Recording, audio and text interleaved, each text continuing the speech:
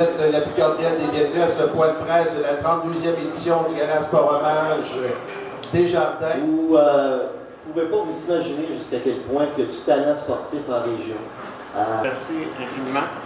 Malheureusement pour moi, ce matin, je n'annoncerai pas de montant d'argent de la part de Hockey Mauricie. Vous comprendrez un petit peu.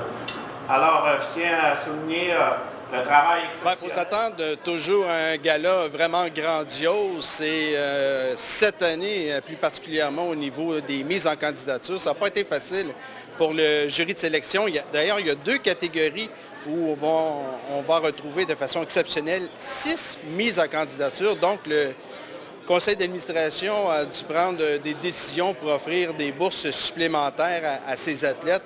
Alors, c'est pour vous démontrer tout le coefficient de difficulté qui est de plus en plus élevé à se dénicher une place parmi les 5 meilleurs dans les catégories au niveau des athlètes, soit québécois, soit canadiens ou de niveau international.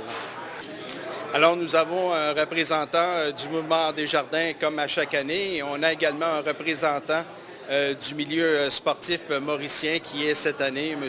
André Ricard, président de Hockey Mauricie. Et on rappelle ce qui est très important, c'est qu'il y a tout près de 12 000 $ en bourse qui sont remis, en plus des 18 trophées Desjardins.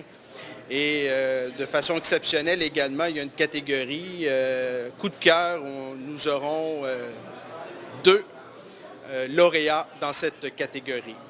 Le Temple de la renommée, dont nous aurons 4 nouveaux intronisés et qui sont M.